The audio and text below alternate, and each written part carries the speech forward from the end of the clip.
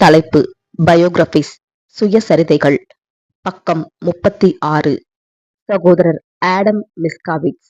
மறைவு 1974. இளம் வேதமானவர் இயக்கத்தில் பங்கேற்ற இவர் மிகவும் திடகாத்திரமான தோற்றமுடையவர். சகோதரர் ஆடம் மிஸ்காவிட்ஸ்.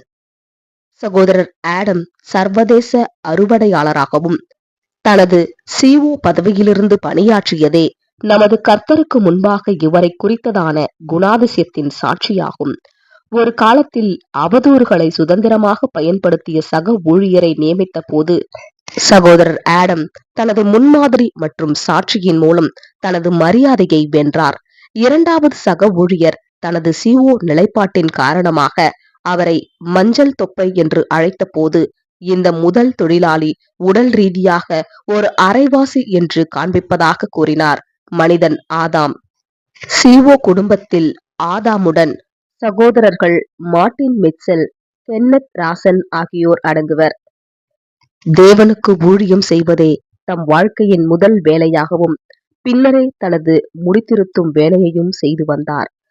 பல இறுதி சடங்கில் ஊழியம் ஸ்லாக்கியத்தை பெற்றிருந்தபடியால் பல சூழல்களில் நமது கர்த்தர் மற்றும் அவரது போதனைகளை எடுத்து தவறுவதற்காக பயன்படுத்தி கொண்டார். அவரிடமிருந்த பல்வேறு குணாதிசயங்களில் ஒன்று சமாதானம் செய்தல் ஆகும். சபையின் அலுவல் கூட்டங்களில் மன உளைச்சல் மற்றும் பல நிலவும் பொழுது மன உளைச்சலை உடைத்தெறிய எப்பொழுதும் நகைச்சுவையாக பேசுவது இன்னும் பொருத்தமானது. அவர் பிற ஊர்களில் உள்ள மாநாடுகள் மற்றும் சிகாகோ வகுப்புகளிலும் பலமுறை ஒரு மூப்பராக ஊழியம் செய்து வந்தார். சகோதரர் ஆதாம் உதவிக்காரராக தெரிவு செய்யப்பட்ட நிலையிலும் கூட அவரது கடமைகளை ஆர்வமுடனும் நேர்மையுடனும் கையாண்டார். கர்த்தரால் தனக்கு அருளப்பட்ட அனுபவங்களை கனிவுடன் ஏற்றுக்கொண்டார்.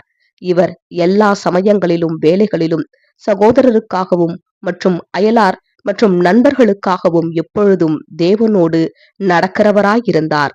அவர் ஒவ்வொரு ஞாயிறன்றும் நேரம் எடுத்துக்கொண்டு புதிய சகோதரர்களை சந்தித்து அவர்களுடன் பேசுவார். அவர் நோயுற்றவர்களை பற்றி விசாரித்து அவர்களுக்கு வாழ்த்துதலையும் கூட அனுப்புவார். தன் வகுப்பில் உள்ளவர்களை பற்றியும் அவர்களது பெயரையும் ஒவ்வொருவரை பற்றியும் இவர் அறிந்து வைத்திருப்பதும் இவரிடம் காணப்படக்கூடிய ஒரு சிறப்பான வெகுமதியாகும். இவர் இறப்பதற்கு முந்தைய இரவன்று ரிச்மண்ட் மிட்வெஸ்ட் மாநாட்டில் ஞானஸ்தானத்தை குறித்து பேசுவதற்காக தயார் செய்து கொண்டிருந்தார். 103 சங்கீதம் 1 முதல் 4 வசனங்கள். இவர் ஒரு தந்தையாகவும் கணவராகவும் பெரும் பாரம்பரியமிக்க உதாரணமானவராக இருந்த இவரை அனைவரும் இழந்துவிட்டோம். நாங்கள் அவரை ஆழமாக நேசித்தோம். அவரது அன்பின் ஆவியை அவரது பிள்ளைகளுக்கும் வைத்து கடந்து போனதை நாங்கள் நினைவில் வைத்திருக்கின்றோம். அவர் ஜூன் மாதம் 30 1974 மரணமடைந்தார். ஆமேன்.